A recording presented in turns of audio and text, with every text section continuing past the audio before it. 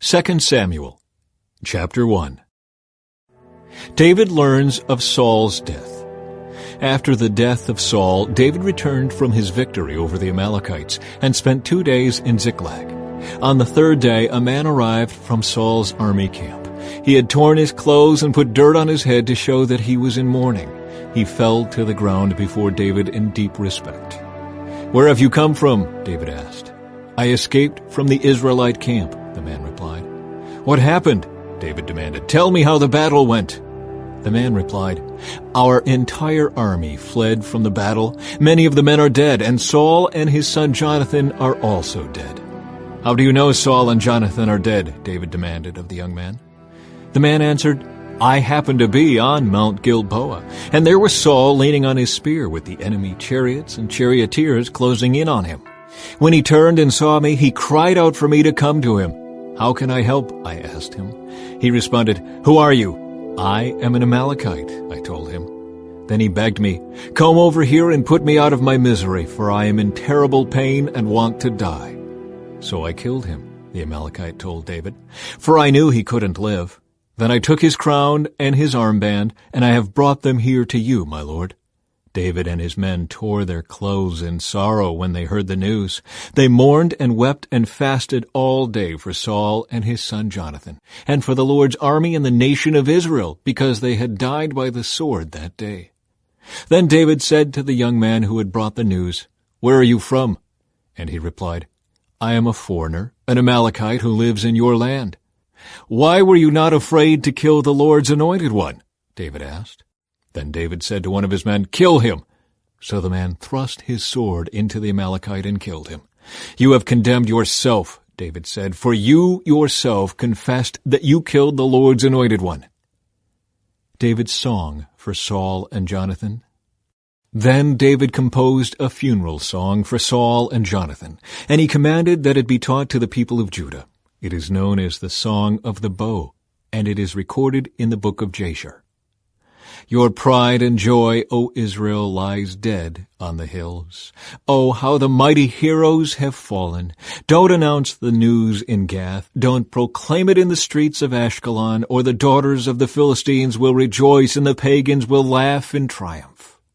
O mountains of Gilboa, let there be no dew or rain upon you, nor fruitful fields producing offerings of grain. For there the shield of the mighty heroes was defiled. The shield of Saul will no longer be anointed with oil.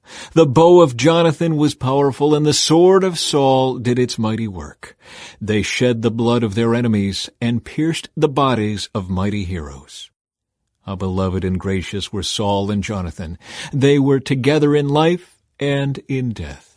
They were swifter than eagles, stronger than lions. O women of Israel, weep for Saul, for he dressed you in luxurious scarlet clothing, in garments decorated with gold. Oh, how the mighty heroes have fallen in battle. Jonathan lies dead on the hills. How I weep for you, my brother Jonathan. Oh, how much I loved you, and your love for me was deep, deeper than the love of women. Oh, how the mighty heroes have fallen. Stripped of their weapons, they lie dead. Chapter 2.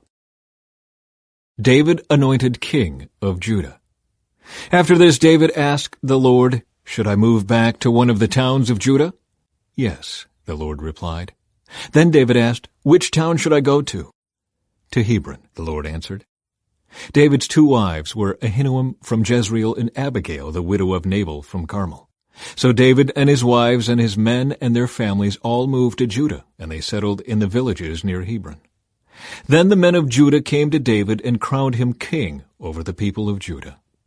When David heard that the men of Jabesh-Gilead had buried Saul, he sent them this message: "May the Lord bless you for being so loyal to your master Saul and giving him a decent burial. May the Lord be loyal to you in return and reward you with his unfailing love. And I, too, will reward you for what you have done. Now that Saul is dead, I ask you to be my strong and loyal subjects like the people of Judah, who have anointed me as their new king." Ishbosheth crowned king of Israel. But Abner, son of Ner, the commander of Saul's army, had already gone to Mahanaim with Saul's son Ishbosheth. There he proclaimed Ishbosheth king over Gilead, Jezreel, Ephraim, Benjamin, the land of the Asherites, and all the rest of Israel. Ishbosheth, Saul's son, was 40 years old when he became king, and he ruled from Mahanaim for 2 years. Meanwhile, the people of Judah remained loyal to David. David made Hebron his capital, and he ruled as king of Judah for 7.5 years. War between Israel and Judah. One day Abner led Ishbosheth's troops from Mahanaim to Gibeon. About the same time, Joab, son of Zeruiah, led David's troops out and met them at the pool of Gibeon. The two groups sat down there facing each other from opposite sides of the pool. Then Abner suggested to Joab, "Let's have a few of our warriors fight hand-to-hand here in front of us." "All right," Joab agreed. So 12 men were chosen to fight from each side, 12 men of Benjamin representing Ishbosheth, son of Saul, and 12 representing David. Each one grabbed his opponent by the hair and thrust his sword into the other side so that all of them died. So this place at Gibeon has been known ever since as the Field of Swords. A fierce battle followed that day, and Abner and the men of Israel were defeated by the forces of David. The death of Asahel. Joab, Abishai, and Asahel, the 3 sons of Zeruiah, were among David's forces that day. Asahel could run like a gazelle, and he began chasing Abner. He pursued him relentlessly, not stopping for anything. When Abner looked back and saw him coming, he called out, "Is that you, Asahel?" "Yes, it is," he replied. "Go fight someone else," Abner warned. "Take on one of the younger men and strip him of his weapons." But Asahel kept right on chasing Abner. Again Abner shouted to him, "Get away from here! I don't want to kill you! How could I ever face your brother Joab again?" But Asahel refused to turn back. So Abner thrust the butt end of his spear through Asahel's stomach, and the spear came out through his back. He stumbled to the ground and died there. And everyone who came by that spot stopped and stood still when they saw Asahel lying there. When Joab and Abishai found out what had happened, they set out after Abner. The sun was just going down as they arrived at the hill of Ammah near Giah, along the road to the wilderness of Gibeon. Abner's troops from the tribe of Benjamin regrouped there at the top of the hill to take a stand. Abner shouted down to Joab, "Must we always be killing each other? Don't you realize that bitterness is the only result? When will you call off your men from chasing their Israelite brothers?" Then Joab said, "God only knows what would have happened if you hadn't spoken, for we would have chased you all night if necessary." So Joab blew the ram's horn, and his men stopped chasing the troops of Israel. All that night Abner and his men retreated through the Jordan Valley. They crossed the Jordan River traveling all through the morning, and didn't stop until they arrived at Mahanaim. Meanwhile Joab and his men also returned home. When Joab counted his casualties, he discovered that only 19 men were missing, in addition to Asahel. But 360 of Abner's men had been killed, all from the tribe of Benjamin. Joab and his men took Asahel's body to Bethlehem and buried him there in his father's tomb. Then they traveled all night and reached Hebron at daybreak. Chapter 3. That was the beginning of a long war between those who were loyal to Saul and those loyal to David. As time passed, David became stronger and stronger, while Saul's dynasty became weaker and weaker. David's sons born in Hebron. These are the sons who were born to David in Hebron. The oldest was Amnon, whose mother was Ahinoam from Jezreel. The second was Daniel, whose mother was Abigail, the widow of Nabal from Carmel. The third was Absalom, whose mother was Maacah, the daughter of Talmai, king of Geshur. The fourth was Adonijah, whose mother was Haggith. The fifth was Shephatiah, whose mother was Abital. The sixth was Ithream, whose mother was Eglah, David's wife. These sons were all born to David in Hebron. Abner joins forces with David. As the war between the house of Saul and the house of David went on, Abner became a powerful leader among those loyal to Saul. One day, Ishbosheth, Saul's son, accused Abner of sleeping with one of his father's concubines, a woman named Rizpah, daughter of Aiah. Abner was furious. "Am I some Judean dog to be kicked around like this?" he shouted. "After all I have done for your father Saul and his family and friends by not handing you over to David, is this my reward, that you find fault with me about this woman? May God strike me and even kill me if I don't do everything I can to help David get what the Lord has promised him. I'm going to take Saul's kingdom and give it to David. I will establish the throne of David over Israel as well as Judah, all the way from Dan in the north to Bathsheba in the south." Ishbosheth didn't dare say another word because he was afraid of what Abner might do. Then Abner sent messengers to David saying, "Doesn't the entire land belong to you? Make a solemn pact with me, and I will help turn over all of Israel to you." "All right," David replied, "but I will not negotiate with you unless you bring back my wife Michal, Saul's daughter, when you come." David then sent this message to Ishbosheth, Saul's son. "Give me back my wife Michal, for I bought her with the lives of 100 Philistines." So Ishbosheth took Michal away from her husband Palti, son of Laish. Palti followed along behind her as far as Bahurim, weeping as he went. Then Abner told him, "Go back home." So Palti returned. Meanwhile, Abner had consulted with the elders of Israel. "For some time now," he told them, "you have wanted to make David your king. Now is the time. For the Lord has said, I have chosen David to save my people Israel from the hands of the Philistines and from all their other enemies." Abner also spoke with the men of Benjamin. Then he went to Hebron to tell David that all the people of Israel and Benjamin had agreed to support him. When Abner and 20 of his men came to Hebron, David entertained them with a great feast. Then Abner said to David, "Let me go and call an assembly of all Israel to support my lord the king. They will make a covenant with you to make you their king, and you will rule over everything your heart desires." So David sent Abner safely on his way. Joab murders Abner. But just after David had sent Abner away in safety, Joab and some of David's troops returned from a raid, bringing much plunder with them. When Joab arrived, he was told that Abner had just been there visiting the king and had been sent away in safety. Joab rushed to the king and demanded, "What have you done? What do you mean by letting Abner get away? You know perfectly well that he came to spy on you and find out everything you're doing." Joab then left David and sent messengers to catch up with Abner, asking him to return. They found him at the well of Sirah and brought him back, though David knew nothing about it. When Abner arrived back at Hebron, Joab took him aside at the gateway as if to speak with him privately. But then he stabbed Abner in the stomach and killed him in revenge for killing his brother Asahel. When David heard about it, he declared, "I vow by the Lord that I and my kingdom are forever innocent of this crime against Abner son of Ner. Joab and his family are the guilty ones. May the family of Joab be cursed in every generation with a man who has open sores or leprosy, or who walks on crutches, or dies by the sword, or begs for food." So Joab and his brother Abishai killed Abner because Abner had killed their brother Asahel at the battle of Gibeon. David mourns Abner's death. Then David said to Joab and all those who were with him, "Tear your clothes and put on burlap. Mourn for Abner." And King David himself walked behind the procession to the grave. They buried Abner in Hebron, and the king and all the people wept at his graveside. Then the king sang this funeral song for Abner. "Should Abner have died as fools die? Your hands were not bound, your feet were not chained. No, you were murdered, the victim of a wicked plot." All the people wept again for Abner. David had refused to eat anything on the day of the funeral, and now everyone begged him to eat. But David had made a vow, saying, "May God strike me and even kill me if I eat anything before sundown." This pleased the people very much. In fact, everything the king did pleased them. So everyone in Judah and all Israel understood that David was not responsible for Abner's murder.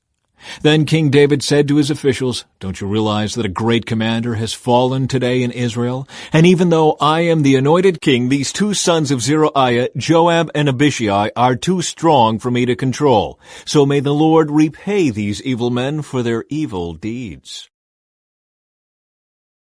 Chapter 4. The murder of Ishbosheth. When Ishbosheth, Saul's son, heard about Abner's death at Hebron, he lost all courage, and all Israel became paralyzed with fear. Now there were two brothers, Baanah and Rechab, who were captains of Ishbosheth's raiding parties. They were sons of Rimmon, a member of the tribe of Benjamin who lived in Beeroth. The town of Beeroth is now part of Benjamin's territory because the original people of Beeroth fled to Gittaim, where they still live as foreigners. Saul's son Jonathan had a son named Mephibosheth, who was crippled as a child. He was 5 years old when the report came from Jezreel that Saul and Jonathan had been killed in battle. When the child's nurse heard the news, she picked him up and fled. But as she hurried away, she dropped him, and he became crippled. One day, Rechab and Baanah, the sons of Rimmon from Beeroth, went to Ishbosheth's house around noon as he was taking his midday rest. The doorkeeper, who had been sifting wheat, became drowsy and fell asleep. So Rechab and Baanah slipped past her. They went into the house and found Ishbosheth sleeping on his bed. They struck and killed him and cut off his head. Then, taking his head with them, they fled across the Jordan Valley through the night. When they arrived at Hebron, they presented Ishbosheth's head to David. "Look," they exclaimed to the king, "here is the head of Ishbosheth, the son of your enemy Saul, who tried to kill you. Today the Lord has given my lord the king revenge on Saul and his entire family." But David said to Rechab and Baanah, "The Lord who saves me from all my enemies is my witness. Someone once told me Saul is dead, thinking he was bringing me good news, but I seized him and killed him at Ziklag. That's the reward I gave him for his news. How much more should I reward evil men who have killed an innocent man in his own house and on his own bed? Shouldn't I hold you responsible for his blood and rid the earth of you?" So David ordered his young men to kill them, and they did. They cut off their hands and feet and hung their bodies beside the pool in Hebron. Then they took Ishbosheth's head and buried it in Abner's tomb in Hebron. Chapter 5. David becomes king of all Israel. Then all the tribes of Israel went to David at Hebron and told him, "We are your own flesh and blood. In the past, when Saul was our king, you were the one who really led the forces of Israel. And the Lord told you, 'You will be the shepherd of my people Israel. You will be Israel's leader.' So there at Hebron, King David made a covenant before the Lord with all the elders of Israel, and they anointed him king of Israel. David was 30 years old when he began to reign, and he reigned 40 years in all.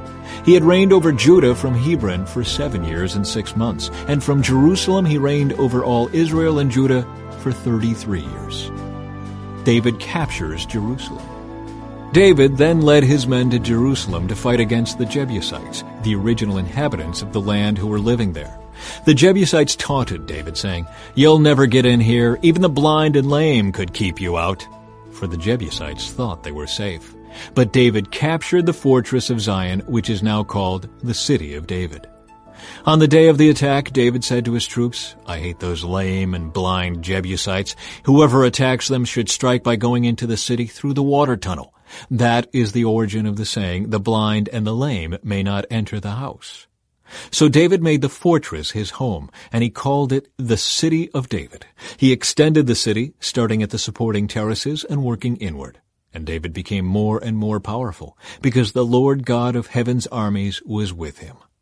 Then King Hiram of Tyre sent messengers to David, along with cedar timber and carpenters and stonemasons, and they built David a palace. And David realized that the Lord had confirmed him as king over Israel, and had blessed his kingdom for the sake of his people Israel.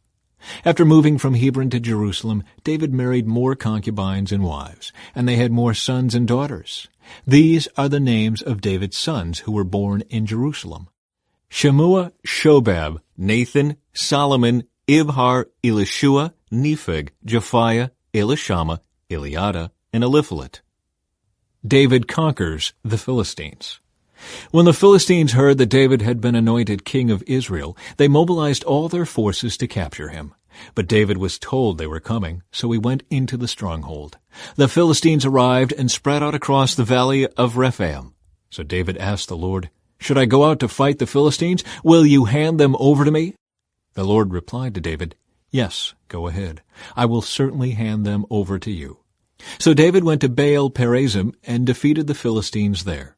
"The Lord did it," David exclaimed. "He burst through my enemies like a raging flood. So he named that place Baal-Perazim, which means the Lord who burst through. The Philistines had abandoned their idols there, so David and his men confiscated them.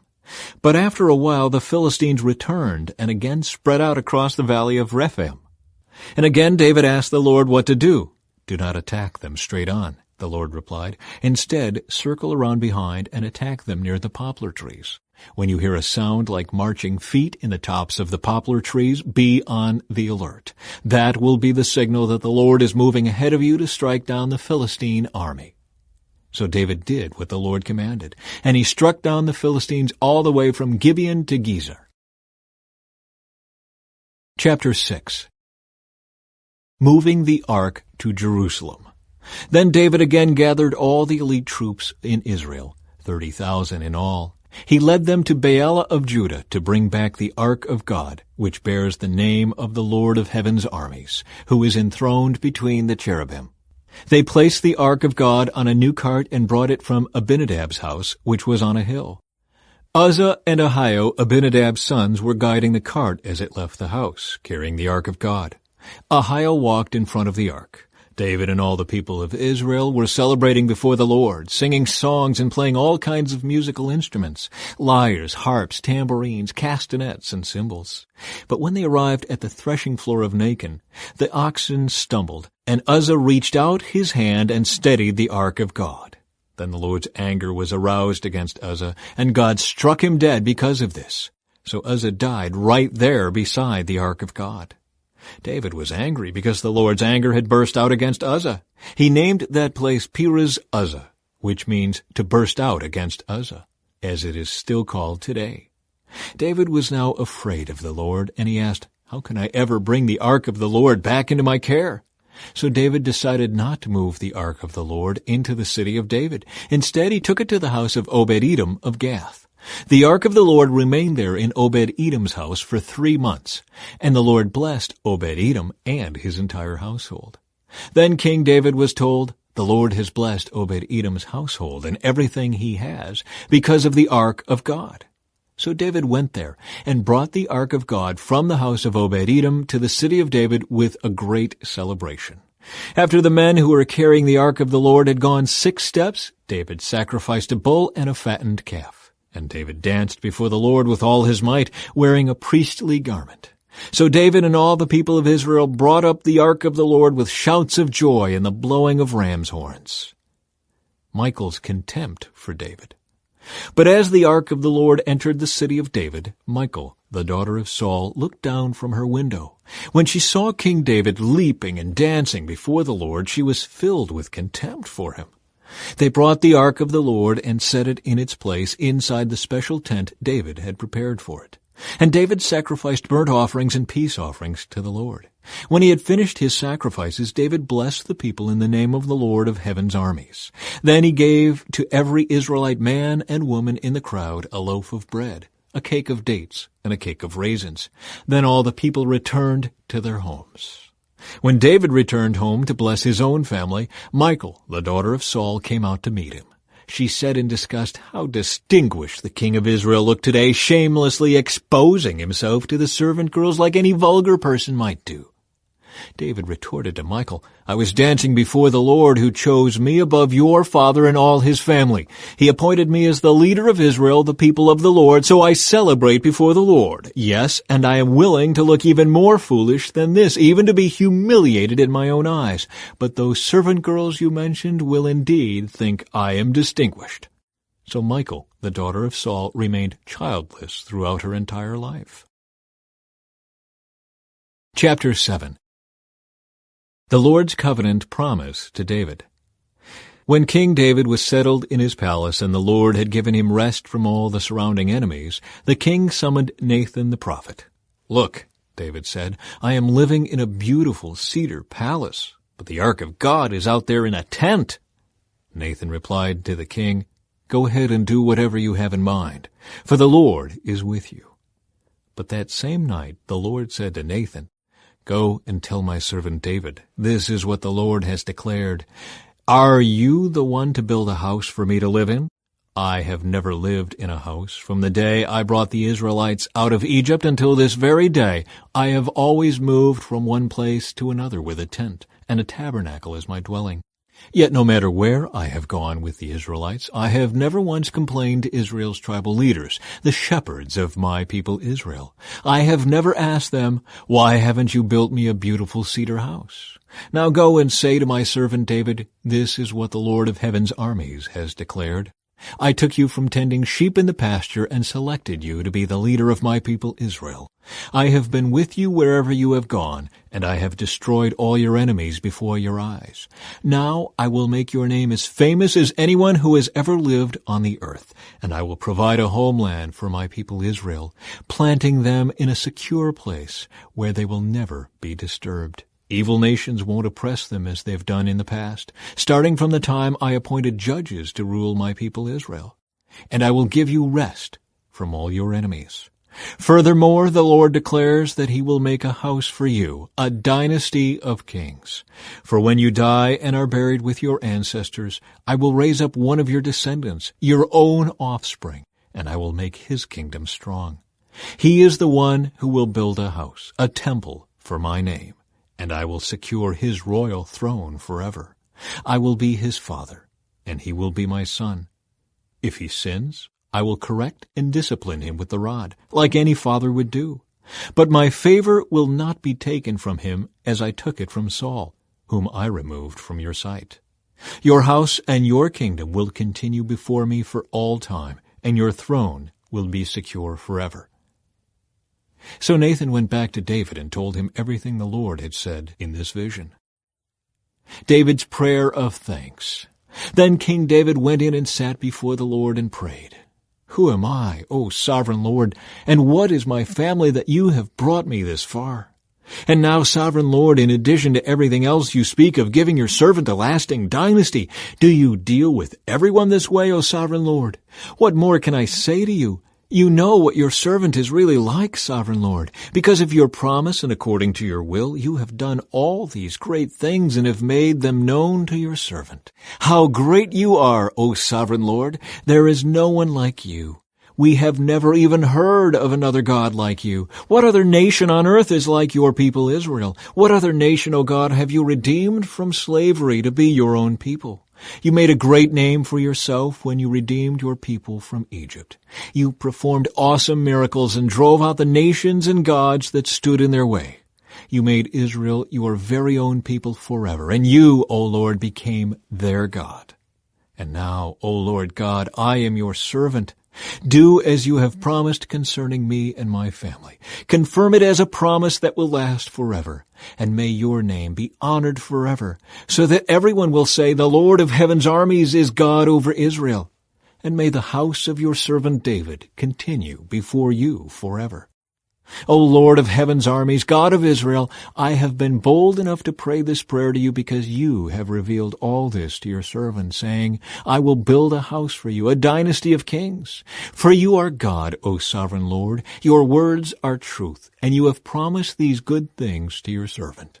And now may it please you to bless the house of your servant, so that it may continue forever before you. For you have spoken, and when you grant a blessing to your servant, O sovereign Lord, it is an eternal blessing. Chapter 8. David's military victories.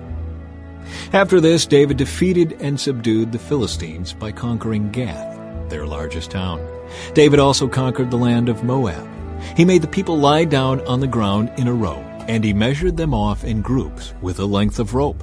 He measured off 2 groups to be executed for every 1 group to be spared. The Moabites who were spared became David's subjects and paid him tribute money. David also destroyed the forces of Hadadezer, son of Rehob, king of Zobah, when Hadadezer marched out to strengthen his control along the Euphrates River. David captured 1,700 charioteers and 20,000 foot soldiers. He crippled all the chariot horses except enough for 100 chariots.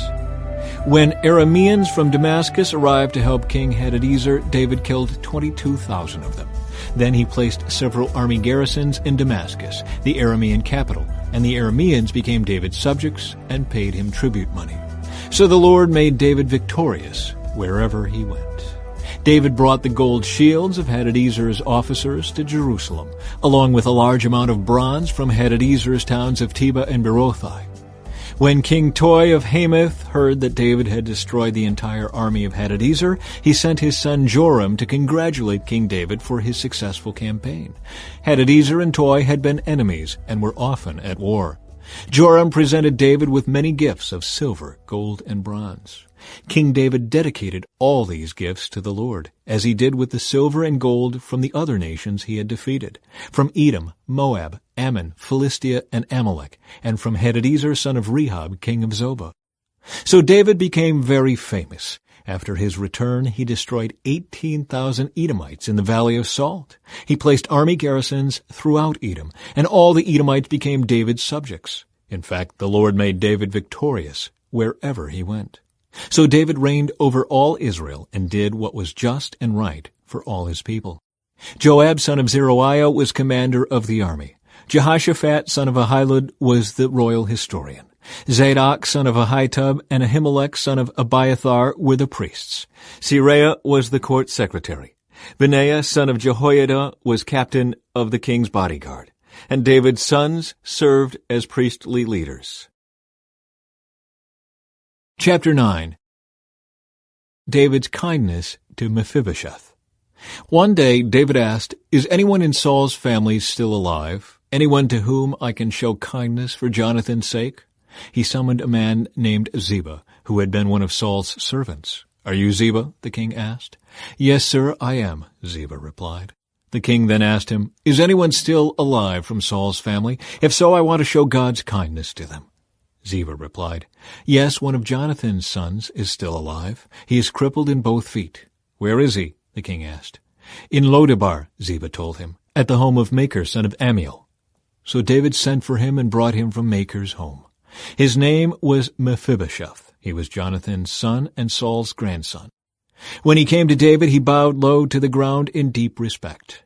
David said, "Greetings, Mephibosheth." Mephibosheth replied, "I am your servant."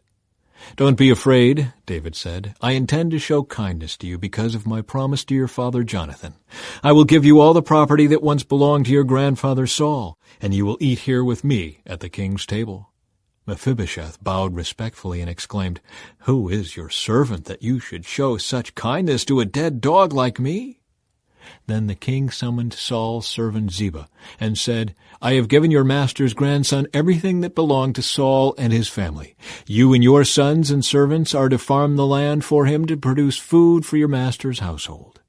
But Mephibosheth, your master's grandson, will eat here at my table." Ziba had 15 sons and 20 servants. Ziba replied, "Yes, my lord the king, I am your servant, and I will do all that you have commanded." And from that time on, Mephibosheth ate regularly at David's table, like one of the king's own sons. Mephibosheth had a young son named Micah.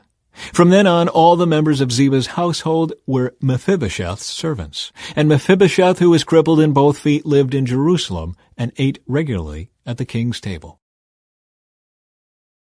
Chapter 10. David defeats the Ammonites. Some time after this, King Nahash of the Ammonites died, and his son Hanun became king.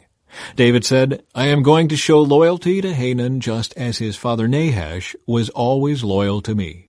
So David sent ambassadors to express sympathy to Hanun about his father's death. But when David's ambassadors arrived in the land of Ammon, the Ammonite commanders said to Hanun their master, "Do you really think these men are coming here to honor your father? No, David has sent them to spy out the city so they can come in and conquer it." So Hanun seized David's ambassadors and shaved off half of each man's beard, cut off their robes at the buttocks, and sent them back to David in shame. When David heard what had happened, he sent messengers to tell the men, "Stay at Jericho until your beards grow out, and then come back," for they felt deep shame because of their appearance. When the people of Ammon realized how seriously they had angered David, they sent and hired 20,000 Aramean foot soldiers from the lands of Beth-rehob and Zobah, 1,000 from the king of Maacah, and 12,000 from the land of Tob. When David heard about this, he sent Joab and all his warriors to fight them. The Ammonite troops came out and drew up their battle lines at the entrance of the city gate, while the Arameans from Zobah and Rehob and the men from Tob and Maacah positioned themselves to fight in the open fields.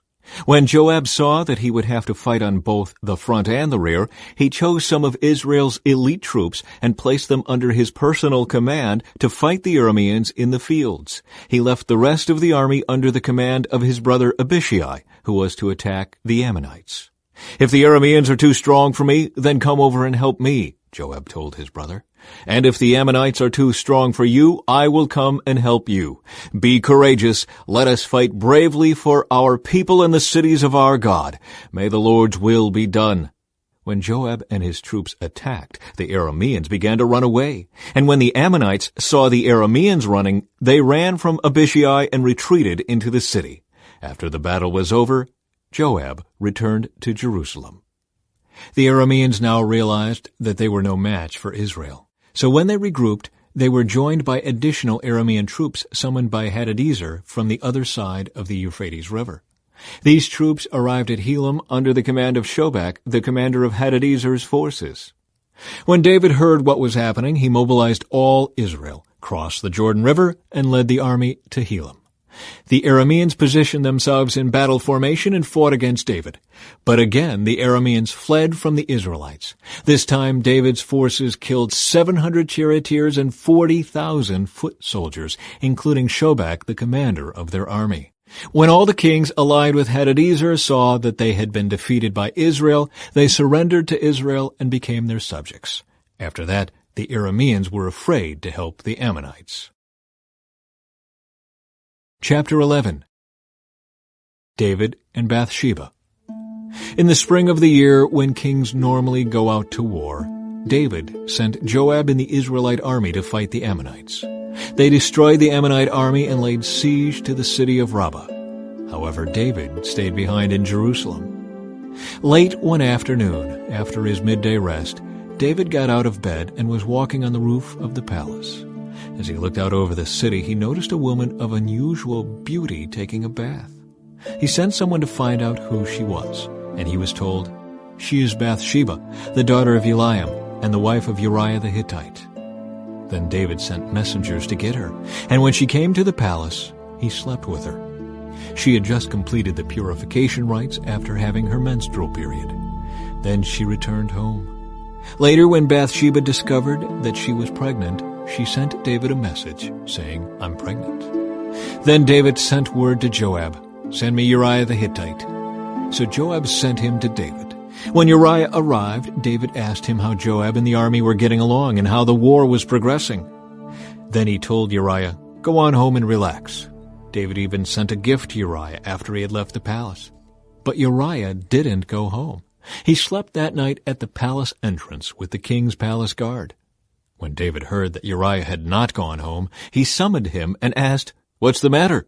Why didn't you go home last night after being away for so long?" Uriah replied, "The ark and the armies of Israel and Judah are living in tents, and Joab and my master's men are camping in the open fields. How could I go home to wine and dine and sleep with my wife? I swear that I would never do such a thing." "Well, stay here today," David told him, "and tomorrow you may return to the army." So Uriah stayed in Jerusalem that day and the next. Then David invited him to dinner and got him drunk. But even then he couldn't get Uriah to go home to his wife. Again he slept at the palace entrance with the king's palace guard. David arranges for Uriah's death. So the next morning David wrote a letter to Joab and gave it to Uriah to deliver. The letter instructed Joab, "Station Uriah on the front lines where the battle is fiercest, then pull back so that he will be killed." So Joab assigned Uriah to a spot close to the city wall, where he knew the enemy's strongest men were fighting. And when the enemy soldiers came out of the city to fight, Uriah the Hittite was killed along with several other Israelite soldiers. Then Joab sent a battle report to David. He told his messenger, "Report all the news of the battle to the king." But he might get angry and ask, "Why did the troops go so close to the city? Didn't they know there would be shooting from the walls? Wasn't Abimelech, son of Gideon, killed at Thebes by a woman who threw a millstone down on him from the wall? Why would you get so close to the wall?" Then tell him Uriah the Hittite was killed too. So the messenger went to Jerusalem and gave a complete report to David.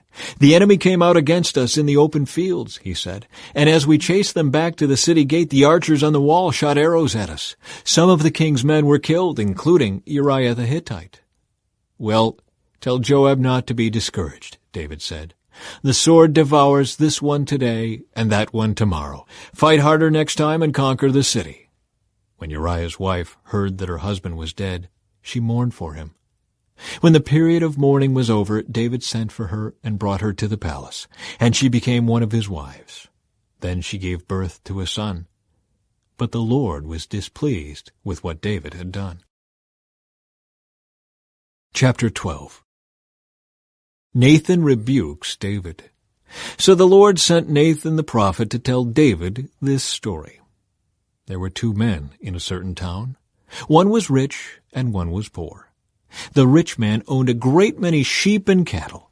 The poor man owned nothing but one little lamb he had bought.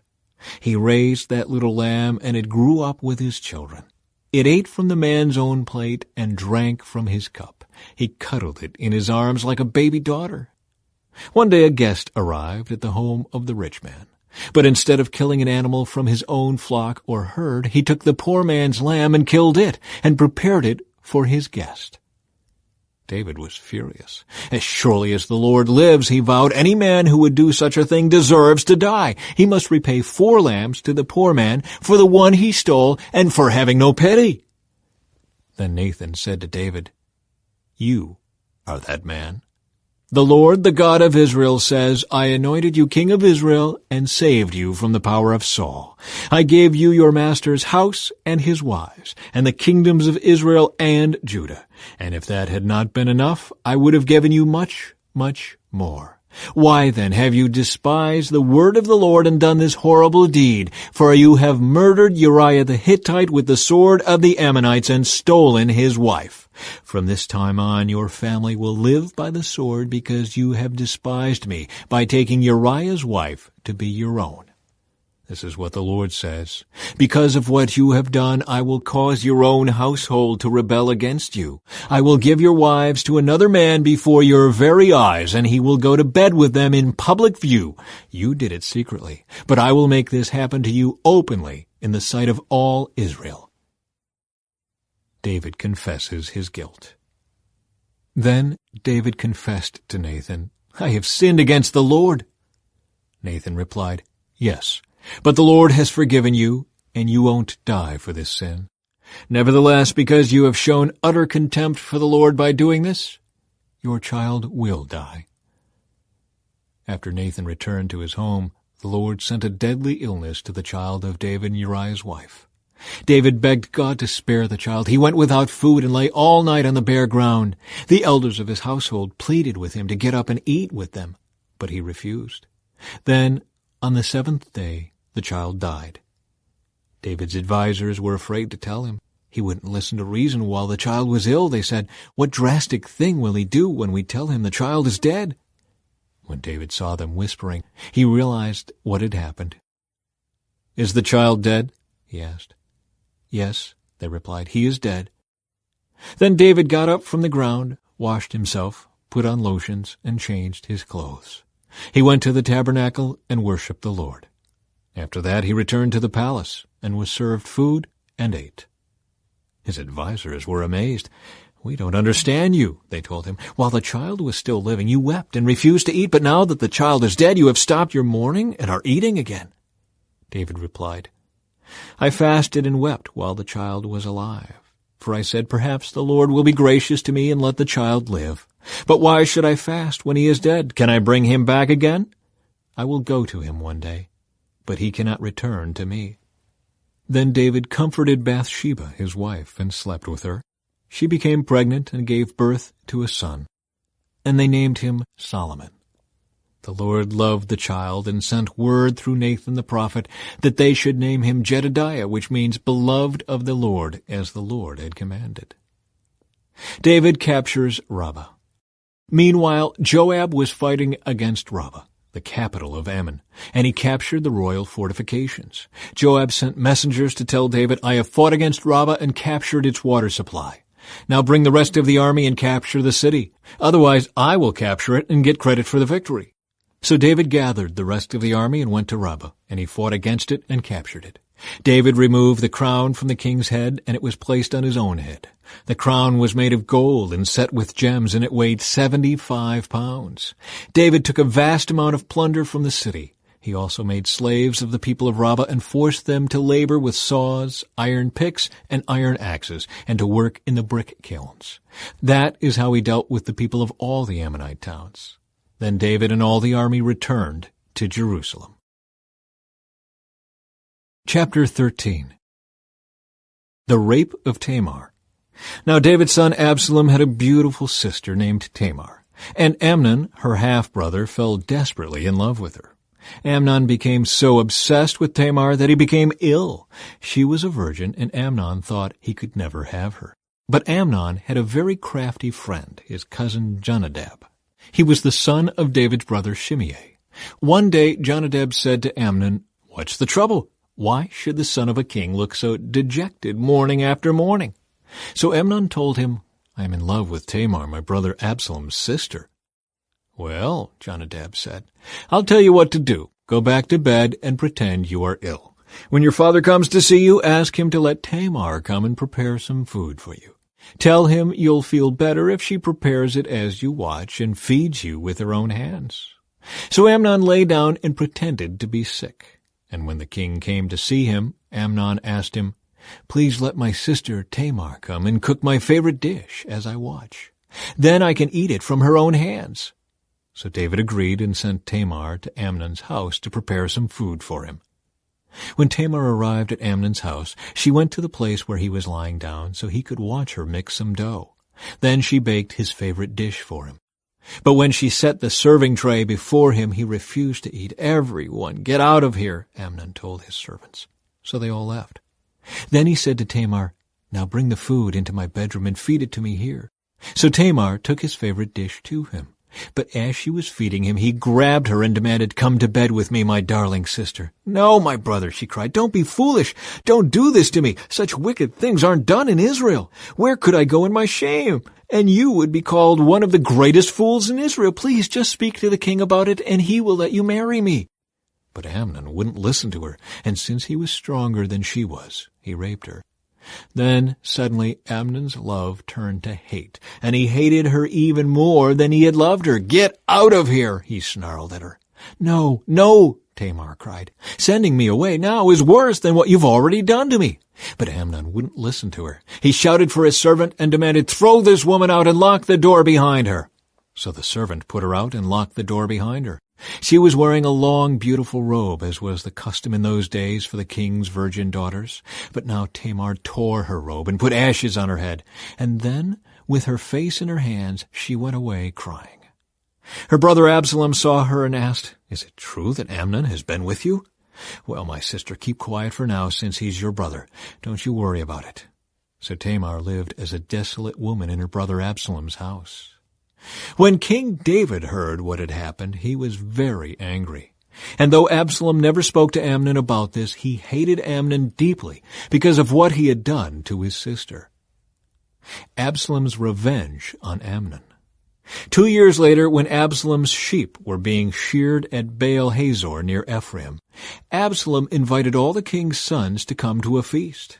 He went to the king and said, "My sheep shearers are now at work. Would the king and his servants please come to celebrate the occasion with me?"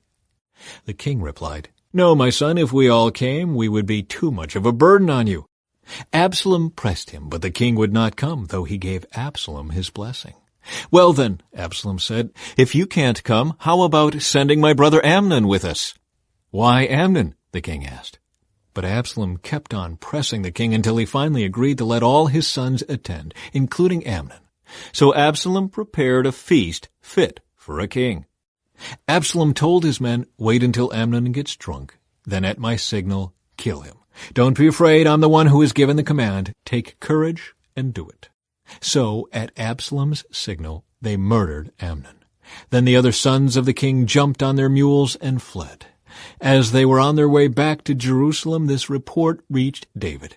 "Absalom has killed all the king's sons. Not one is left alive."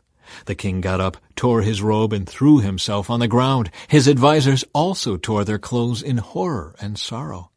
But just then Jonadab, the son of David's brother Shimei, arrived and said, "No, don't believe that all the king's sons have been killed. It was only Amnon. Absalom has been plotting this ever since Amnon raped his sister Tamar. No, my lord the king, your sons aren't all dead. It was only Amnon."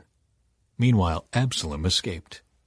Then the watchman on the Jerusalem wall saw a great crowd coming toward the city from the west. He ran to tell the king, "I see a crowd of people coming from the Horonaim road along the side of the hill." "Look," Jonadab told the king, "there they are now. The king's sons are coming, just as I said." They soon arrived, weeping and sobbing, and the king and all his servants wept bitterly with them. And David mourned many days for his son Amnon. Absalom fled to his grandfather Talmai, son of Ammihud, the king of Geshur. He stayed there in Geshur for 3 years, and King David, now reconciled to Amnon's death, longed to be reunited with his son Absalom. Chapter 14. Joab arranges for Absalom's return. Joab realized how much the king longed to see Absalom, so he sent for a woman from Tekoa who had a reputation for great wisdom. He said to her, "Pretend you are in mourning, wear mourning clothes, and don't put on lotions. Act like a woman who has been mourning for the dead for a long time. Then go to the king and tell him the story I am about to tell you." Then Joab told her what to say. When the woman from Tekoa approached the king, she bowed with her face to the ground in deep respect and cried out, "O king, help me!" "What's the trouble?" the king asked. "Alas, I am a widow," she replied. "My husband is dead. My 2 sons had a fight out in the field, and since no one was there to stop it, one of them was killed. Now the rest of the family is demanding, 'Let us have your son. We will execute him for murdering his brother. He doesn't deserve to inherit his family's property.' They want to extinguish the only coal I have left, and my husband's name and family will disappear from the face of the earth." "Leave it to me," the king told her. "Go home and I'll see to it that no one touches him." "Oh, thank you, my lord the king," the woman from Tekoa replied. "If you are criticized for helping me, let the blame fall on me and on my father's house, and let the king and his throne be innocent." "If anyone objects," the king said, "bring him to me. I can assure you he will never complain again." Then she said, "Please swear to me by the Lord your God that you won't let anyone take vengeance against my son. I want no more bloodshed." "As surely as the Lord lives," he replied, "not a hair on your son's head will be disturbed." "Please allow me to ask one more thing of my lord the king," she said. "Go ahead and speak," he responded. She replied, "Why don't you do as much for the people of God as you have promised to do for me? You have convicted yourself in making this decision because you have refused to bring home your own banished son. All of us must die eventually. Our lives are like water spilled out on the ground, which cannot be gathered up again.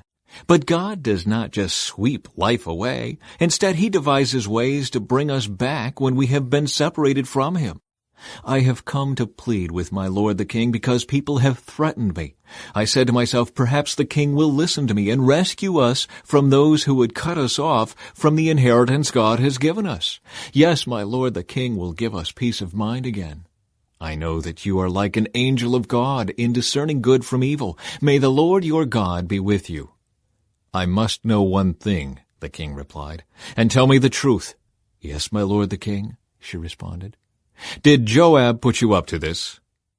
And the woman replied, "My lord the king, how can I deny it? Nobody can hide anything from you. Yes, Joab sent me and told me what to say. He did it to place the matter before you in a different light. But you are as wise as an angel of God, and you understand everything that happens among us."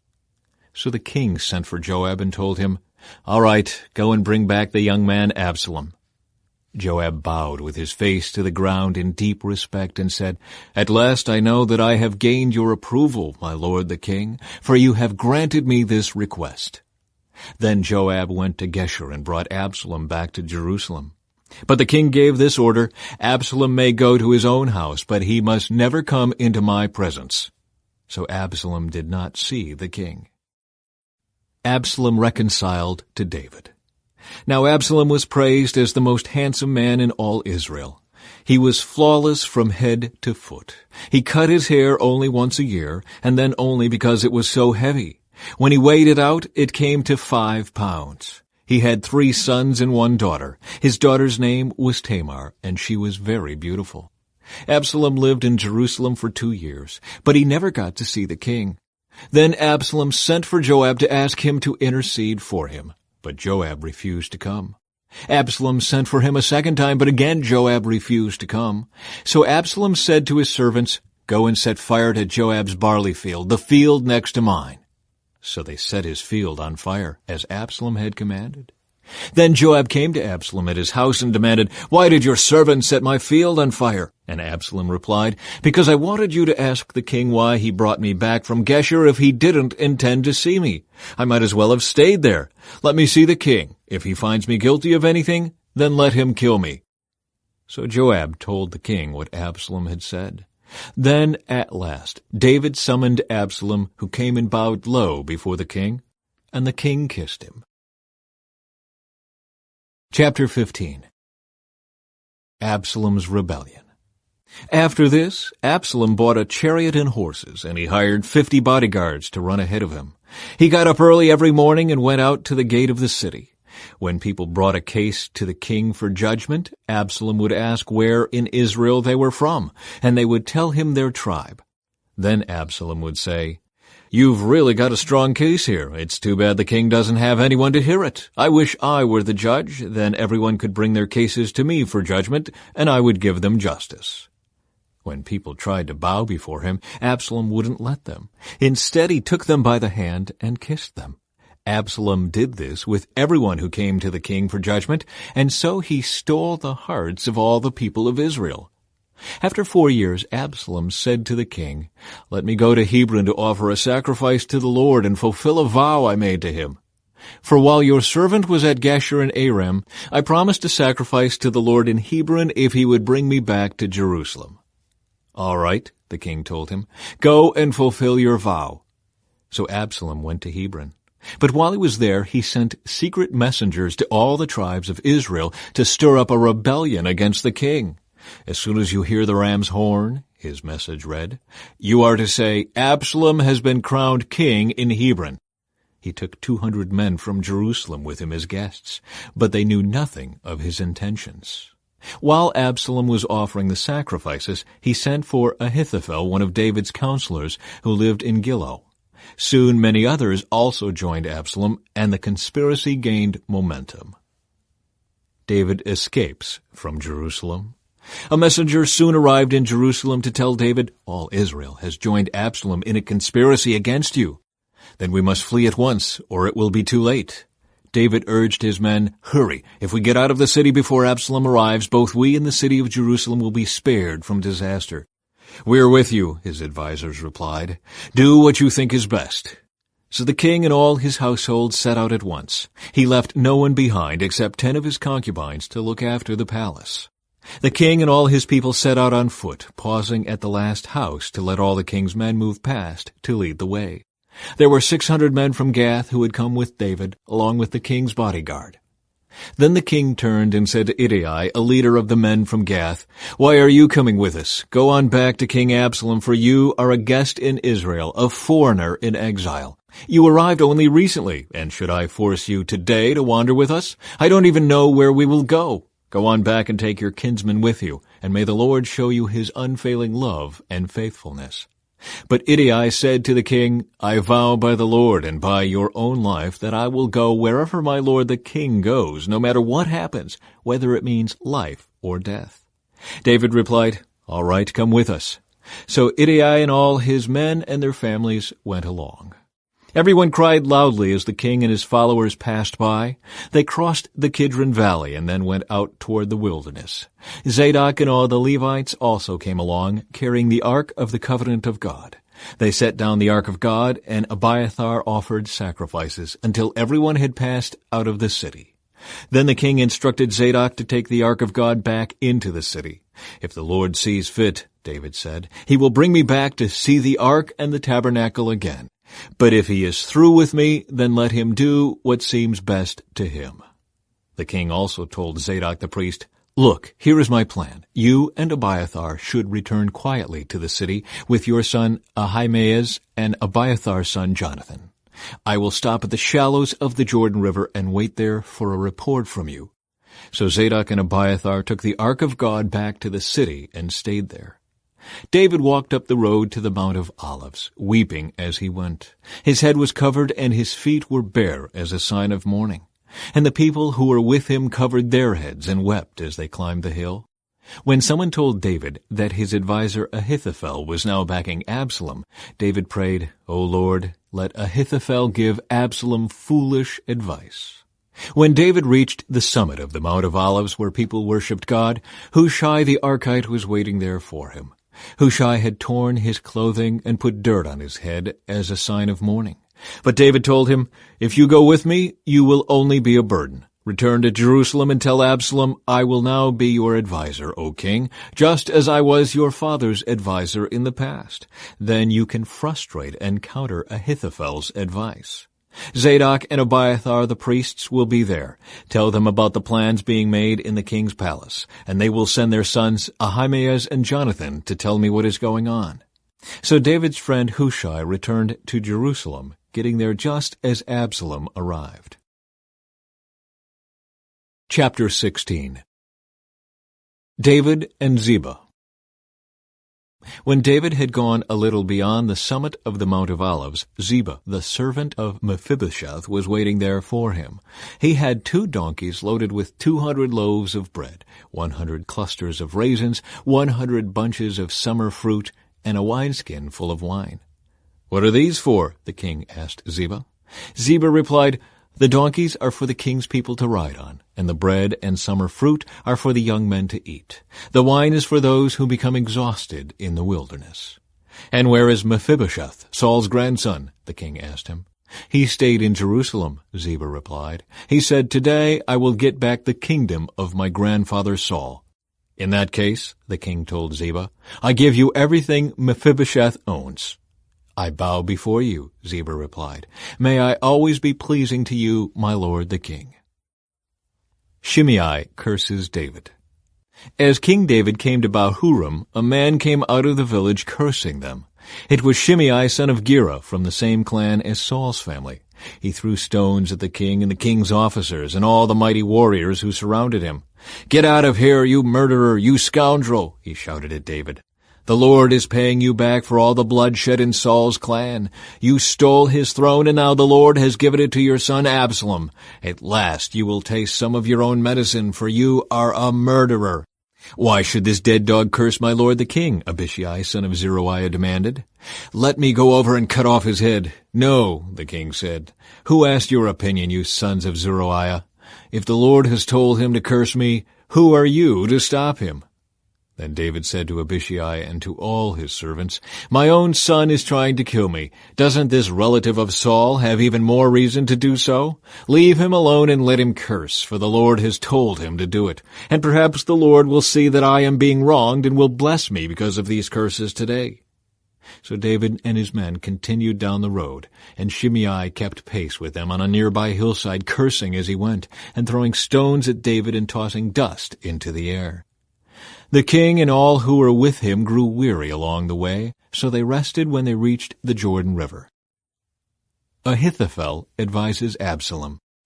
Meanwhile, Absalom and all the army of Israel arrived at Jerusalem, accompanied by Ahithophel. When David's friend Hushai the Archite arrived, he went immediately to see Absalom. "Long live the king!" he exclaimed. "Long live the king!" "Is this the way you treat your friend David?" Absalom asked him. "Why aren't you with him?" "I'm here because I belong to the man who is chosen by the Lord and by all the men of Israel," Hushai replied. "And anyway, why shouldn't I serve you? Just as I was your father's adviser, now I will be your adviser." Then Absalom turned to Ahithophel and asked him, "What should I do next?" Ahithophel told him, "Go and sleep with your father's concubines, for he has left them here to look after the palace. Then all Israel will know that you have insulted your father beyond hope of reconciliation, and they will throw their support to you." So they set up a tent on the palace roof where everyone could see it, and Absalom went in and had sex with his father's concubines. Absalom followed Ahithophel's advice just as David had done. For every word Ahithophel spoke seemed as wise as though it had come directly from the mouth of God. Chapter 17.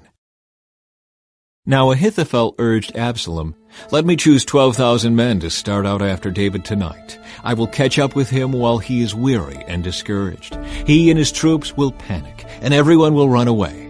Then I will kill only the king, and I will bring all the people back to you as a bride returns to her husband. After all, it is only one man's life that you seek. Then you will be at peace with all the people." This plan seemed good to Absalom and to all the elders of Israel. Hushai counters Ahithophel's advice.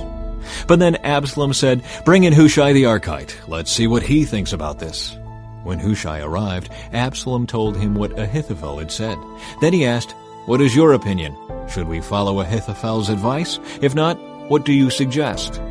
"Well," Hushai replied to Absalom, "this time Ahithophel has made a mistake.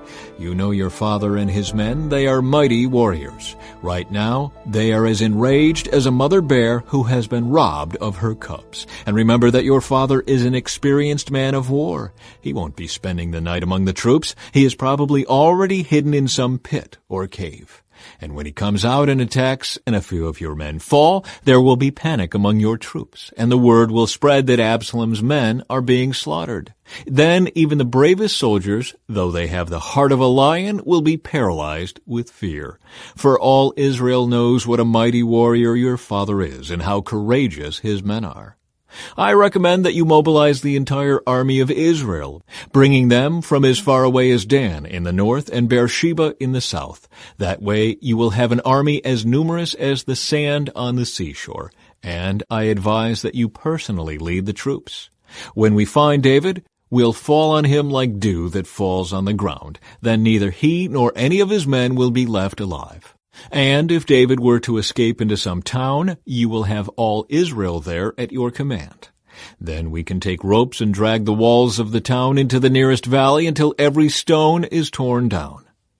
Then Absalom and all the men of Israel said, "Hushai's advice is better than Ahithophel's." For the Lord had determined to defeat the counsel of Ahithophel, which really was the better plan, so that he could bring disaster on Absalom. Hushai warns David to escape. Hushai told Zadok and Abiathar the priests what Ahithophel had said to Absalom and the elders of Israel, and what he himself had advised instead. "Quick," he told them, "find David and urge him not to stay at the shallows of the Jordan River tonight. He must go across at once into the wilderness beyond. Otherwise he will die and his entire army with him."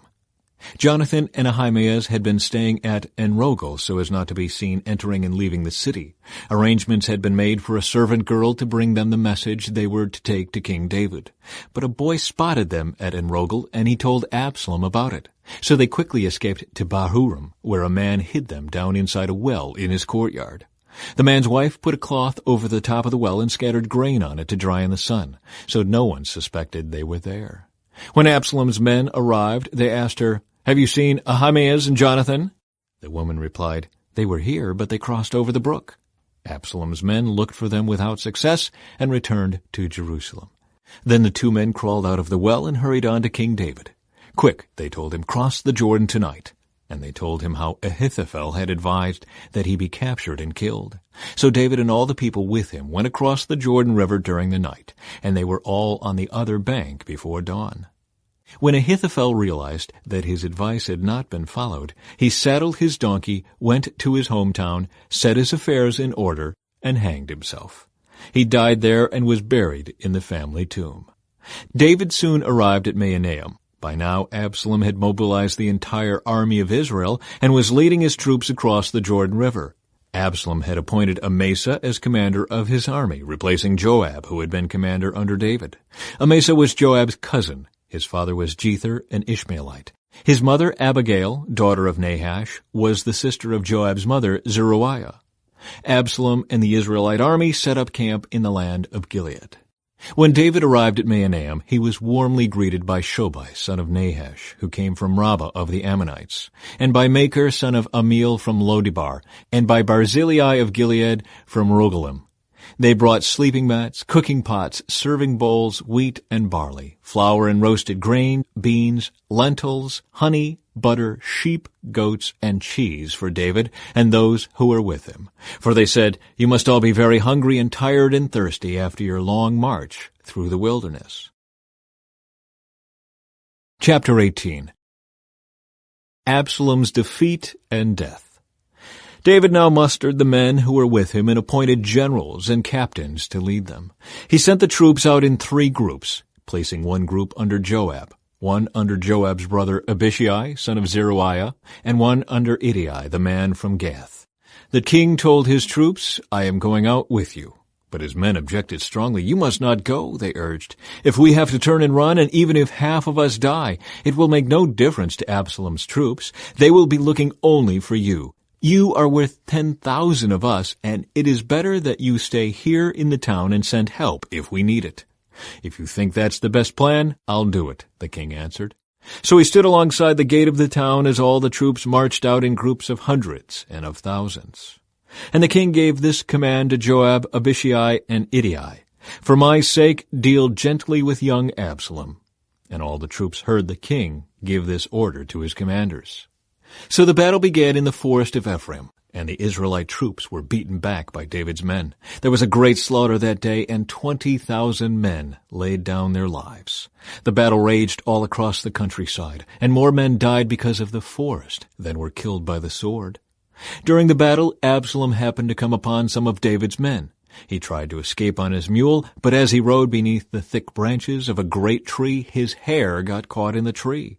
His mule kept going and left him dangling in the air.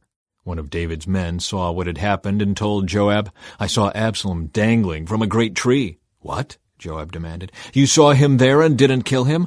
I would have rewarded you with 10 pieces of silver and a hero's belt."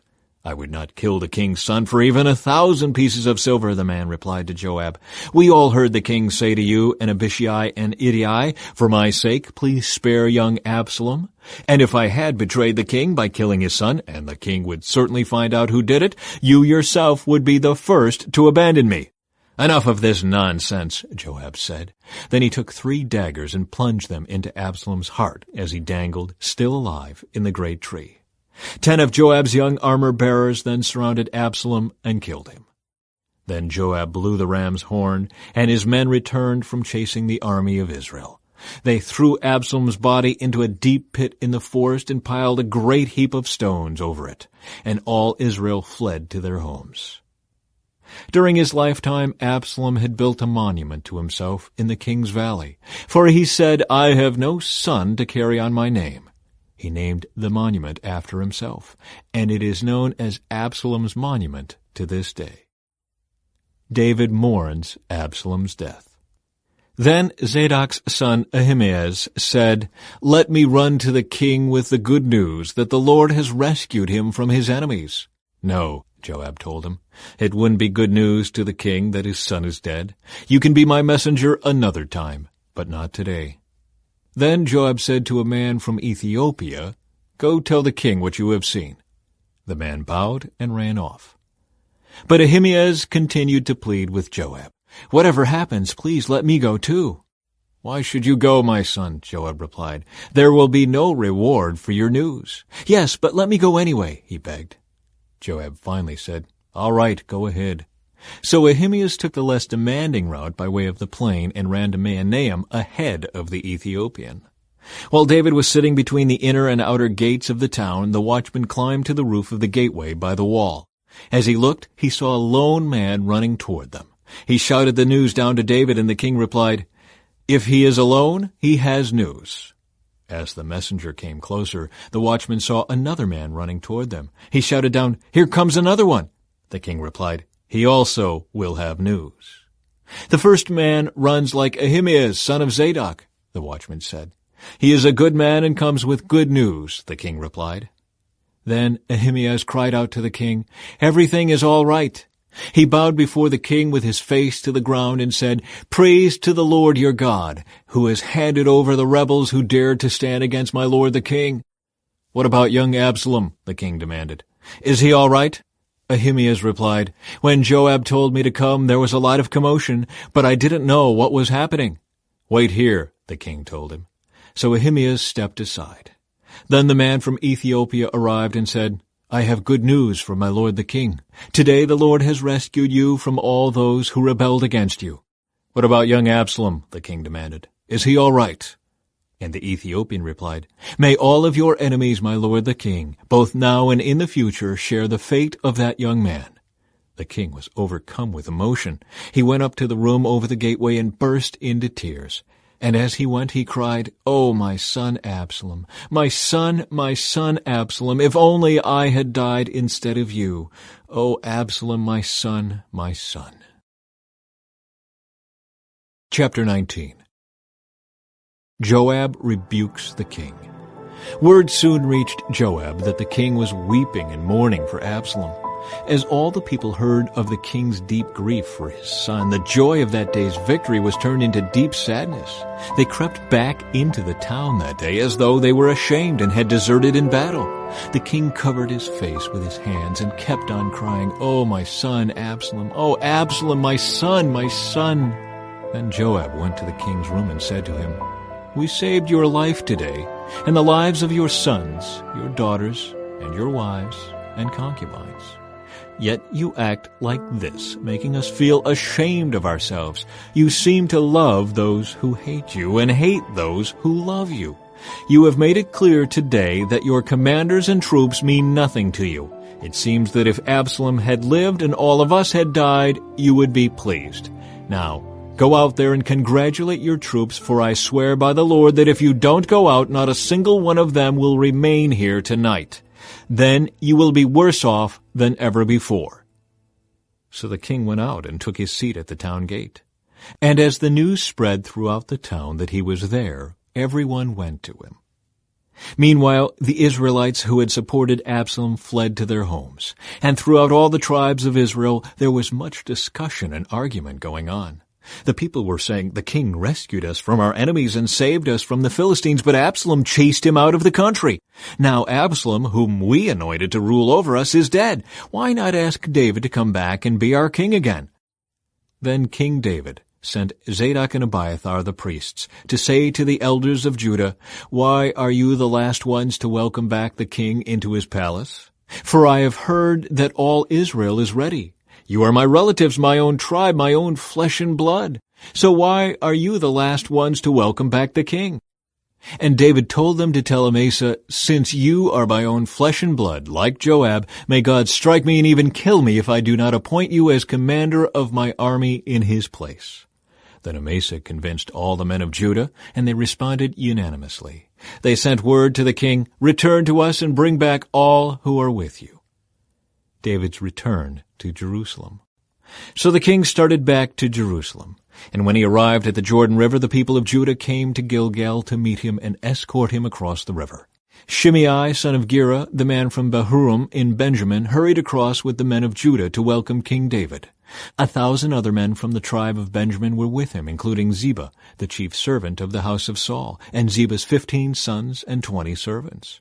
They rushed down to the Jordan to meet the king. They crossed the shallows of the Jordan to bring the king's household across the river, helping him in every way they could. David's mercy to Shimei. As the king was about to cross the river, Shimei fell down before him. "My lord the king, please forgive me," he pleaded. "Forget the terrible thing your servant did when you left Jerusalem. May the king put it out of his mind. I know how much I sinned. That is why I have come here today, the very first person in all Israel to greet my lord the king." Then Abishai, son of Zeruiah, said, "Shimei should die, for he cursed the Lord's anointed king." "Who asked your opinion, you sons of Zeruiah?" David exclaimed. "Why have you become my adversary today? This is not a day for execution, but for celebration. Today I am once again the king of Israel." Then, turning to Shimei, David vowed, "Your life will be spared." David's kindness to Mephibosheth. Now Mephibosheth, Saul's grandson, came down from Jerusalem to meet the king. He had not cared for his feet, trimmed his beard, or washed his clothes since the day the king left Jerusalem. "Why didn't you come with me, Mephibosheth?" the king asked him. Mephibosheth replied, "My lord the king, my servant Ziba deceived me. I told him, 'Saddle my donkey so I can go with the king, for as you know I am crippled.' Ziba has slandered me by saying that I refuse to come. But I know that my lord the king is like an angel of God, so do what you think is best. All my relatives and I could expect only death from you, my lord. But instead you have honored me by allowing me to eat at your own table. What more can I ask?" "You said enough," David replied. "I've decided that you and Ziba will divide your land equally between you." "Give him all of it," Mephibosheth said. "I am content just to have you safely back again, my lord the king." David's kindness to Barzillai. Barzillai of Gilead had come down from Rogelim to escort the king across the Jordan. He was very old, about 80, and very wealthy.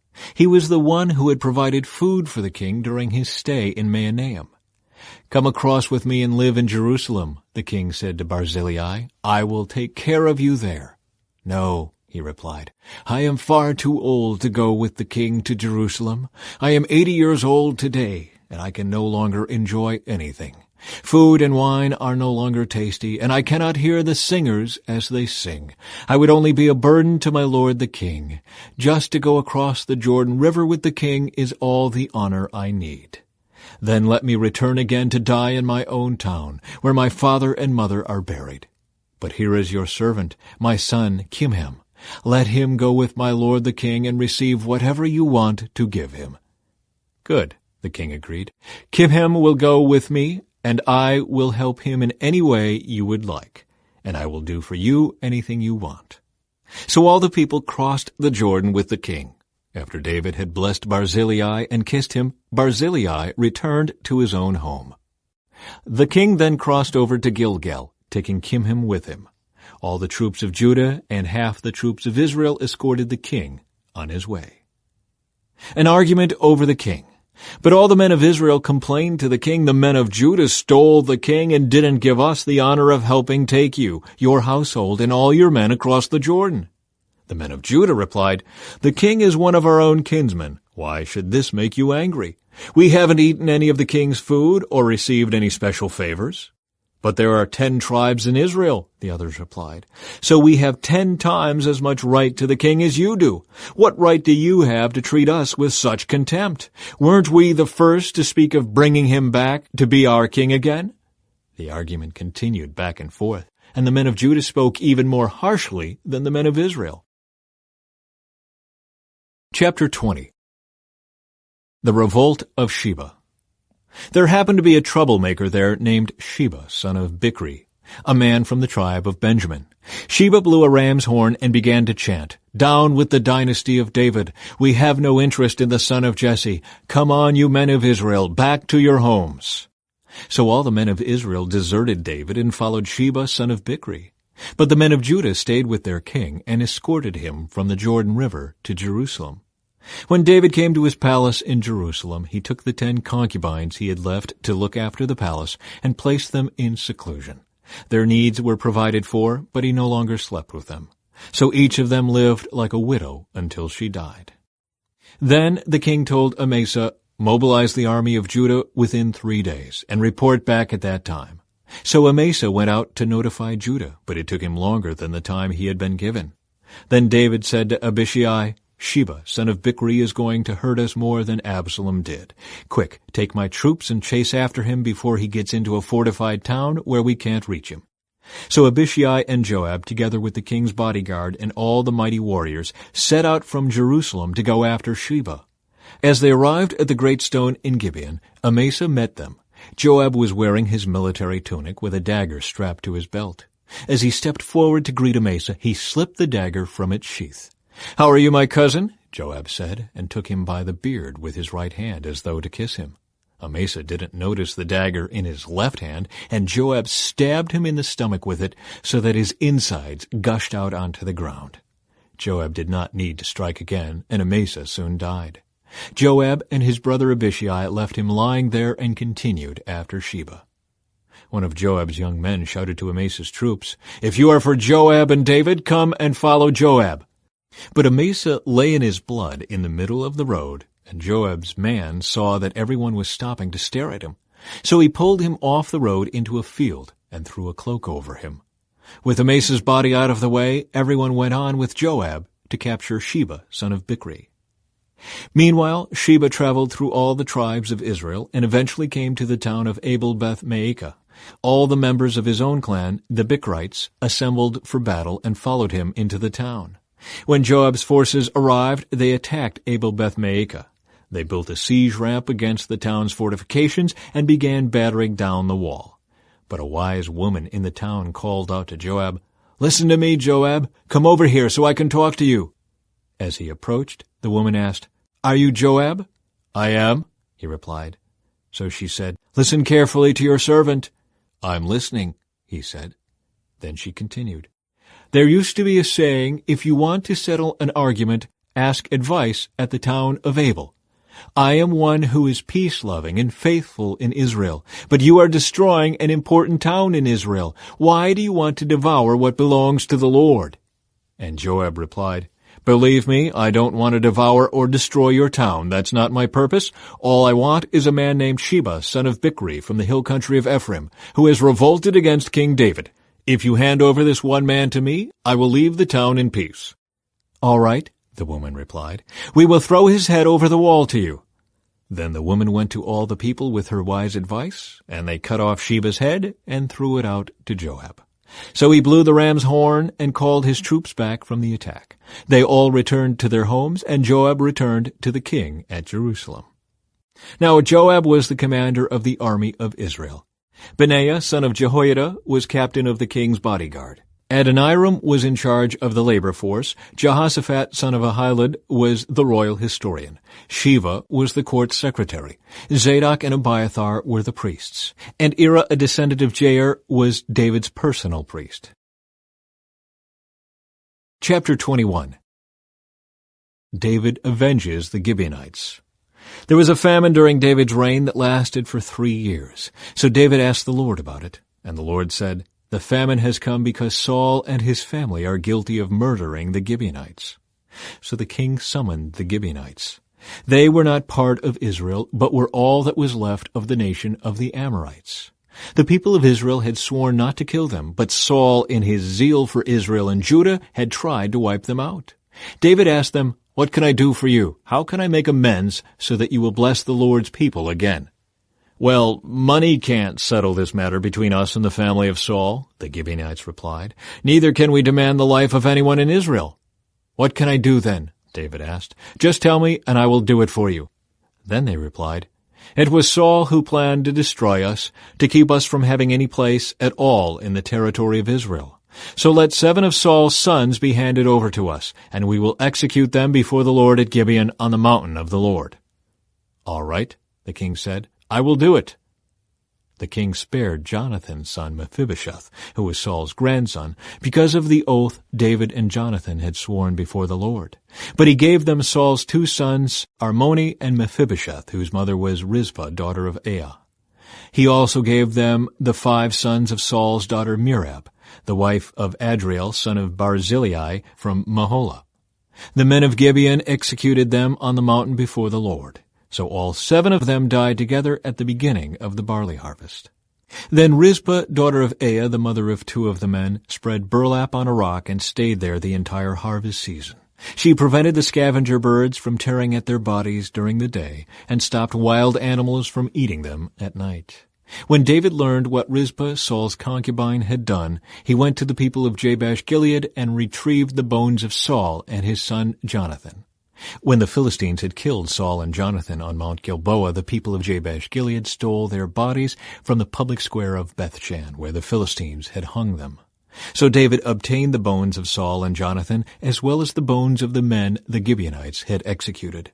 Then the king ordered that they bury the bones in the tomb of Kish, Saul's father, at the town of Zelah in the land of Benjamin.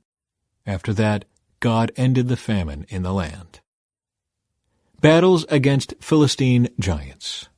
Once again the Philistines were at war with Israel, and when David and his men were in the thick of battle, David became weak and exhausted. Ishbi-Benob was a descendant of the giants. His bronze spearhead weighed more than 7 pounds, and he was armed with a new sword. He had cornered David and was about to kill him. But Abishai, son of Zeruiah, came to David's rescue and killed the Philistine. Then David's men declared, "You are not going out to battle with us again. Why risk snuffing out the light of Israel?" After this, there was another battle against the Philistines at Gob. As they fought, Sibbecai from Husha killed Saph, another descendant of the giants. During another battle at Gob, Elhanan, son of Jair from Bethlehem, killed the brother of Goliath of Gath. The handle of his spear was as thick as a weaver's beam. In another battle with the Philistines at Gath, they encountered a huge man with 6 fingers on each hand and 6 toes on each foot, 24 in all, who was also a descendant of the giants. But when he defied and taunted Israel, he was killed by Jonathan, the son of David's brother Shimei. These 4 Philistines were descendants of the giants of Gath, but David and his warriors killed them. Chapter 22. David's Song of Praise. David sang this song to the Lord on the day the Lord rescued him from all his enemies and from Saul. He sang, "The Lord is my rock, my fortress and my Savior. My God is my rock in whom I find protection. He is my shield, the power that saves me, and my place of safety. He is my refuge, my Savior, the one who saves me from violence. I called on the Lord who is worthy of praise, and he saved me from my enemies. The waves of death overwhelmed me. Floods of destruction swept over me. The grave wrapped its ropes around me. Death laid a trap in my path. But in my distress I cried out to the Lord. Yes, I cried to my God for help. He heard me from his sanctuary. My cry reached his ears. Then the earth quaked and trembled. The foundations of the heavens shook. They quaked because of his anger. Smoke poured from his nostrils. Fierce flames leaped from his mouth. Glowing coals blazed forth from him. He opened the heavens and came down. Dark storm clouds were beneath his feet. Mounted on a mighty angelic being, he flew, soaring on the wings of the wind. He shrouded himself in darkness, veiling his approach with dense rain clouds. A great brightness shone around him, and burning coals blazed forth. The Lord thundered from heaven, the voice of the Most High resounded. He shot arrows and scattered his enemies. His lightning flashed, and they were confused. Then, at the command of the Lord, at the blast of his breath, the bottom of the sea could be seen, and the foundations of the earth were laid bare. He reached down from heaven and rescued me. He drew me out of deep waters. He rescued me from my powerful enemies, from those who hated me and were too strong for me. They attacked me at a moment when I was in distress, but the Lord supported me. He led me to a place of safety. He rescued me because he delights in me. The Lord rewarded me for doing right. He restored me because of my innocence. For I have kept the ways of the Lord. I have not turned from my God to follow evil. I have followed all his regulations. I have never abandoned his decrees. I am blameless before God. I have kept myself from sin. The Lord rewarded me for doing right. He has seen my innocence. To the faithful you show yourself faithful. To those with integrity you show integrity. To the pure you show yourself pure, but to the wicked you show yourself hostile. You rescue the humble, but your eyes watch the proud and humiliate them. O Lord, you are my lamp. The Lord lights up my darkness. In your strength I can crush an army. With my God I can scale any wall.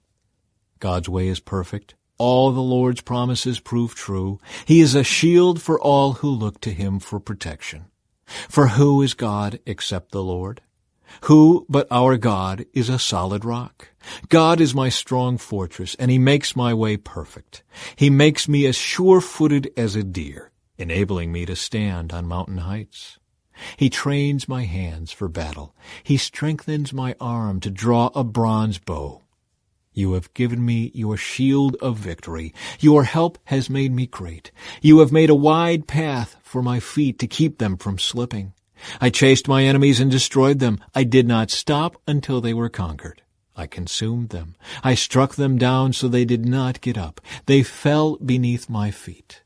You have armed me with strength for the battle. You have subdued my enemies under my feet. You placed my foot on their necks. I have destroyed all who hated me. They looked for help, but no one came to their rescue. They even cried to the Lord, but he refused to answer. I ground them as fine as the dust of the earth. I trampled them in the gutter like dirt. You gave me victory over my accusers. You preserved me as the ruler over nations. People I don't even know now serve me. Foreign nations cringe before me. As soon as they hear of me, they submit. They all lose their courage and come trembling from their strongholds. The Lord lives. Praise to my rock. May God, the rock of my salvation, be exalted. He is the God who pays back those who harm me. He brings down the nations under me and delivers me from my enemies. You hold me safe beyond the reach of my enemies. You save me from violent opponents. For this, O Lord, I will praise you among the nations. I will sing praises to your name. You give great victories to your king. You show unfailing love to your anointed, to David and all his descendants forever. Chapter 23. David's last words. These are the last words of David. David, the son of Jesse, speaks. David, the man who was raised up so high. David, the man anointed by the God of Jacob. David, the sweet psalmist of Israel. The Spirit of the Lord speaks through me. His words are upon my tongue. The God of Israel spoke.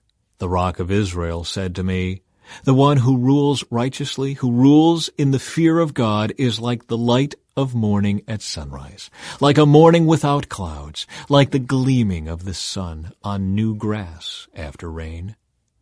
Is it not my family God has chosen? Yes, he has made an everlasting covenant with me. His agreement is arranged and guaranteed in every detail. He will ensure my safety and success. But the godless are like thorns to be thrown away, for they tear the hand that touches them. One must use iron tools to chop them down. They will be totally consumed by fire. David's mightiest warriors. These are the names of David's mightiest warriors. The first was Jashobeam the Hakmonite, who was the leader of the three mightiest warriors among David's men. He once used his spear to kill 800 enemy warriors in a single battle. Next in rank among the three was Eleazar son of Dodai, a descendant of Ahoah. Once Eleazar and David stood together against the Philistines when the entire Israelite army had fled. He killed Philistines until his hand was too tired to lift his sword, and the Lord gave him a great victory that day. The rest of the army did not return until it was time to collect the plunder. Next in rank was Shammah son of Agi from Harar. One time the Philistines gathered at Lehi and attacked the Israelites in a field full of lentils. The Israelite army fled, but Shammah held his ground in the middle of the field and beat back the Philistines. So the Lord brought about a great victory. Once during the harvest, when David was at the cave of Adullam, the Philistine army was camped in the valley of Rephaim. The three, who were among the 30, an elite group among David's fighting men, went down to meet him there. David was staying in the stronghold at the time, and a Philistine detachment had occupied the town of Bethlehem. David remarked longingly to his men, "Oh, how I would love some of that good water from the well by the gate in Bethlehem." So the three broke through the Philistine lines, drew some water from the well by the gate in Bethlehem, and brought it back to David. But he refused to drink it. Instead, he poured it out as an offering to the Lord. "The Lord forbid that I should drink this," he exclaimed. "This water is as precious as the blood of these men who risked their lives to bring it to me." So David did not drink it. These are examples of the exploits of the three. David's 30 mighty men. Abishai, son of Zeruiah, the brother of Joab, was the leader of the 30. He once used his spear to kill 300 enemy warriors in a single battle. It was by such feats that he became as famous as the three. Abishai was the most famous of the 30 and was their commander, though he was not one of the three. There was also Benaiah, son of Jehoiada, a valiant warrior from Kabzeel. He did many heroic deeds, which included killing 2 champions of Moab. Another time, on a snowy day, he chased a lion down into a pit and killed it. Once, armed only with a club, he killed a great Egyptian warrior who was armed with a spear. Benaiah wrenched the spear from the Egyptian's hand and killed him with it. Deeds like these made Benaiah as famous as the 3 mightiest warriors. He was more honored than the other members of the 30, though he was not one of the 3. And David made him captain of his bodyguard. Other members of the 30 included Asahel, Joab's brother, Elhanan, son of Dodo, from Bethlehem, Shammah from Herod, Elika from Herod, Helez from Pelon, Ira son of Ikesh from Tekoa, Abiezer from Anathoth, Sibbecai from Husha, Zalmon from Ahoah, Maharai from Netophah, Helid son of Baanah from Netophah, Ithai son of Ribai from Gibeah in the land of Benjamin, Benaiah from Pirathon, Hurai from Nael-Gaash, Abi-Alban from Arabah, Asmaveth from Bahurim, Eliabah from Shaalbon, the sons of Jashan, Jonathan son of Shagi from Harar, Ahiam son of Shear from Hayar, Eliphalet son of Ahasbai from Maacah, Eliam son of Ahithophel from Gilo, Hezro from Carmel, Pearai from Arba, Igal son of Nathan from Zobah, Bani from Gad, Zelek from Ammon, Naharai from Beeroth, Joab's armor-bearer, Ira from Jatir, Gareb from Jatir, Uriah the Hittite. There were 37 in all. Chapter 24. David takes a census. Once again the anger of the Lord burned against Israel, and he caused David to harm them by taking a census. "Go and count the people of Israel and Judah," the Lord told him. So the king said to Joab and the commanders of the army, "Take a census of all the tribes of Israel, from Dan in the north to Beersheba in the south, so I may know how many people there are." But Joab replied to the king, "May the Lord your God let you live to see 100 times as many people as there are now. But why, my lord the king, do you want to do this?" But the king insisted that they take the census. So Joab and the commanders of the army went out to count the people of Israel. First, they crossed the Jordan and camped at Aror, south of the town in the valley, in the direction of Gad. Then they went on to Jazer, then to Gilead in the land of Tadim-Hadshi, and to Dan-Jain, and around to Sidon. Then they came to the fortress of Tyre, and all the towns of the Hivites and Canaanites. Finally, they went south to Judah as far as Beersheba. Having gone through the entire land for 9 months and 20 days, they returned to Jerusalem. Joab reported the number of people to the king. There were 800,000 capable warriors in Israel who could handle a sword, and 500,000 in Judah. Judgment for David's sin. But after he had taken the census, David's conscience began to bother him, and he said to the Lord, "I have sinned greatly by taking this census. Please forgive my guilt, Lord, for doing this foolish thing." The next morning the word of the Lord came to the prophet Gad, who was David's seer. This was the message. "Go and say to David, this is what the Lord says. I will give you 3 choices. Choose one of these punishments, and I will inflict it on you." So Gad came to David and asked him, "Will you choose 3 years of famine throughout your land, 3 months of fleeing from your enemies, or 3 days of severe plague throughout your land? Think this over and decide what answer I should give the Lord who sent me." "I'm in a desperate situation," David replied to Gad, "but let us fall into the hands of the Lord, for his mercy is great. Do not let me fall into human hands."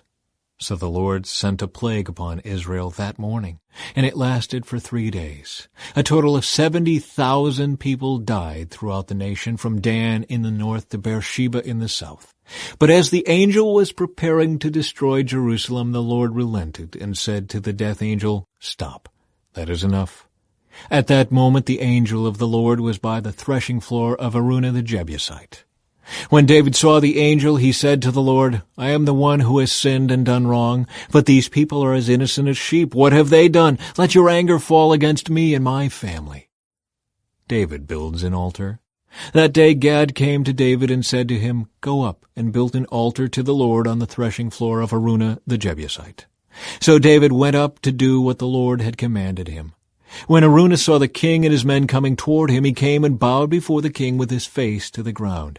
"Why have you come, my lord the king?" Araunah asked. David replied, I have come to buy your threshing floor, and to build an altar to the Lord there, so that he will stop the plague. Take it, my lord the king, and use it as you wish, Araunah said to David. Here are oxen for the burnt offering, and you can use the threshing boards and ox yokes for wood to build a fire on the altar.